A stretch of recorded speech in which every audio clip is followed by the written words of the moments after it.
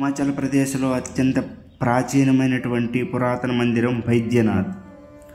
బైద్యనాథ్ అని పలుకుతారు, వైద్యనాథ్ అని కూడా కొంతమంది పలుకుతారు. అంటే భగవంతుడు ఇక్కడ అన్ని రోగాల్ని నాశనం చేస్తాడంట. ఎవరైతే శివుడిని దర్శనం చేసుకుంటారో వాళ్ళ యొక్క ఆరోగ్యం అనేది మెరుగుపడుతుంది, ఉన్నటువంటి రోగాలు పోతాయనేది భక్తుల యొక్క నమ్మకం. ఇంకా ఇది ఎక్కడ ఉందంటే హిమాచల్ ప్రదేశ్లో కాంగడా జిల్లాలో ఉంది. దీన్ని చేరుకోవడానికి సిమ్లా నుంచి అయినా ధర్మశాల నుంచి అయినా చేరుకోవచ్చు. చాలా ప్రసిద్ధి చెందినటువంటి మందిరం. టౌన్ పేరు కూడా బైద్యనాథే. ఇంకా పురాణంలోకి వెళ్ళినట్లయితే రావణాసురుడు చాలా మహాభక్తుడు, శివుడికి మహాభక్తుడు. శివుడిని ఎలాగైనా సరే సంతృప్తిపరచడానికి ఆయన ఒక ఘోరమైనటువంటి తపస్సు చేశాడు. ఆ తపస్సులో 9 తలను కూడా అర్పించేశాడు. 10వ తల అర్పించేటప్పుడు శివుడు రావణాసురుడి మీద ప్రసన్నుడై వెంటనే రావణాసురుడికి కావలసినన్ని వరాలన్నీ ఇచ్చి, అంతేకాకుండా ఆయన యొక్క 10 తలలు మరల పునరావృత్తి చేశారు. ఈ విధంగా రావణాసురుడు అత్యంత సంతోషపడ్డాడు. అంతేకాకుండా బోలాశంకరుడికి ఇంకొక వరం కూడా అడిగాడు. అదేంటంటే, స్వామి నువ్వు నాతో పాటు మా సిటీకి వచ్చేయాలనేసి. అప్పుడు శివుడు ఏమన్నాడంటే, సరే నేను లింగ రూపంలో మారిపోతాను, ఈ లింగాన్ని నీవు తీసుకుని వెళ్ళి నీ యొక్క శ్రీలంకలో నువ్వు పెట్టుకోవచ్చు అనేసి. అయితే ఇది తెలిసినటువంటి విష్ణువును బ్రహ్మదేవుడు ఆల్రెడీ వీడికి ఎక్కువ వరాలు ఇచ్చేసేయడం జరిగింది. ఇంకా శివుడే కానీ ఈయన దగ్గరికి ఉన్నాడంటే ఈయన్ని ఓడించడం కూడా చాలా కష్టమవుతుంది. ఈ రావణాసురుడు దేవతల్ని, భక్తుల్ని, ఋషుల్ని అందరినీ ఏడిపించుకుని చంపుతాడు. కాబట్టి ఎలాగైనా సరే శివుడిని లంకకి వెళ్లకుండా ఆపాలనేసి ఒక ప్లాన్ చేస్తారు. శ్రీ మహావిష్ణువు ఒక భిక్షగాడు రూపంలో మార్గ మధ్యంలో ఉంటాడు. అయితే దేవతలందరూ కూడాను రావణాసురుడు వెళ్ళేటటువంటి మార్గానికే అపసవ్య దృష్టిలో గాలి వచ్చేటట్లు చేస్తారు. దీనివల్ల రావణాసురుడికి చాలా ఇబ్బందిగా ఉంటుంది ఎగురుకొని వెళ్ళడానికి.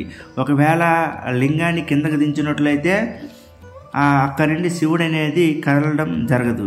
కాబట్టి రావణాసురుడికి ఏం చేయాలో తెలియక అలా వెళ్తుంటే ఈలోపే ప్రకృతి యొక్క కాల ప్రకారం తన కాలకృత్యాలు తీర్చుకోవడానికి దిగవలసి వచ్చింది.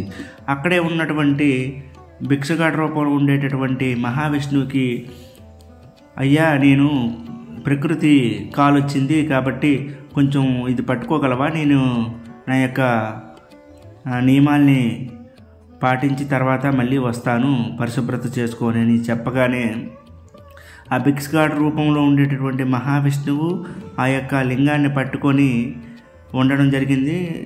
తన యొక్క మూత్ర విసర్జన, మల విసర్జన కోసం రావణాసురుడు వెళ్ళిగానే వెంటనే భూమి మీద పెట్టడం జరిగింది. ఆ పెట్టినప్పటి నుంచి నియమం ప్రకారము ఎప్పుడైతే భూమి మీద పెడతాడో శివుడు అక్కడి నుండి కదలడం అనేది జరగదు. ఆ విధంగా బైద్యనాథ్లో శ్రీ మహావిష్ణువు భూమి మీద పెట్టడం వల్ల ఇక్కడే మనం చూస్తున్న విధంగా శ్రీ మహావిష్ణువు ఈ విధంగా పెట్టడం వల్ల అక్కడే ఉండేటువంటి శివుడు లింగ రూపంలో ఈ విధంగా ఇక్కడే ఉండిపోయాడు. ఇక్కడ ఉండేటటువంటి నీరుకి చాలా ప్రకృతి ఆయుర్వేదం పరంగా చాలా మెడికల్ ప్రాపర్టీస్ ఉన్నాయనేసి అంటారు భక్తులు. ఇక్కడ శివుణ్ణి భక్తితో పూజించినట్లయితే సకల రోగాల్ని కూడా నివారిస్తారనేసి భక్తుల యొక్క నమ్మకం. ఈ మందిరాన్ని 12వ శతాబ్దంలో అహుక, మాన్యుక అనేటటువంటి 2 వ్యాపారవేత్తలు శివుడి మీద అపారమైనటువంటి భక్తి కలిగి ఉండడం వల్ల శివుని కోసం ఏదైనా ఒక పెద్ద మందిరం కట్టాలని ఈ బైద్యనాథ్లో ఈ దివ్య మందిరాన్ని కట్టడం జరుగుతుంది. ఒకప్పుడు పాండవులు కూడా అజ్ఞాతవాసంలో ఉండేటప్పుడు ఈ మందిరానికి వచ్చి ఇక్కడ ఉన్నటువంటి వైద్యనాథుని పూజించి వరాలు పొందారనేసి అంటారు. అంతేకాకుండా వైద్యనాథుడి కోసం ఒక పెద్ద మందిరం నిర్మించాలనుకున్నారు. కానీ నిర్మించడం వల్ల జనాలకు తెలిస్తే మళ్ళీ అజ్ఞాతవాసం, అరణ్యవాసం మళ్ళీ చేయవలసి వస్తుందనేసి వాళ్ళు చేయలేకపోయారనేసి ఇంకొక కథ కూడా ఉంది. ఇంకా మన ప్రపంచంలో 12 జ్యోతిర్లింగాలు ఉన్నాయి. ఆ 12 జ్యోతిర్లింగాల యొక్క శక్తి ఇప్పుడు మనం చూస్తున్నటువంటి హిమాచల్ ప్రదేశ్లో ఉండేటటువంటి ఈ బైద్యనాథుడికే అంత శక్తి ఉంది. ఇంకొక విశేషం ఏంటంటే ప్రపంచంలో ఎక్కడా లేని విధంగా రావణాసురుడిని శివుణ్ణి కలిపి పూజించేటటువంటి మందిరం ఏదైనా ఉందంటే బైద్యనాథ మందిరమే. ఇక్కడి నుంచి మనం ఒక 2 కిలోమీటర్ల దూరంలో రావణాసురుడి యొక్క పాదం కూడా ఉంటుంది. అక్కడ కూడా శివుని యొక్క భక్తులు వెళ్ళి రావణాసురుడిని కూడా పూజించడం జరుగుతుంది. ఒక విధంగా రావణాసురుడు ఎవడండి? జయ విజయులు. రావణాసుర కుంభకర్ణులు అనేవాళ్ళు మహావిష్ణువు యొక్క గేటు కాపలా ఉండేవాళ్ళు. వాళ్ళు మహాభక్తులు. ఎప్పుడైతే తన శాపానికి గురయ్యారో వాళ్ళు రాక్షసులుగా ఉండవలసి వచ్చింది. కానీ వాళ్ళందరూ కూడా భగవంతుడి యొక్క నిత్య పార్షదులే, వాళ్ళందరూ కూడా భగవంతుడి యొక్క సేవకులే.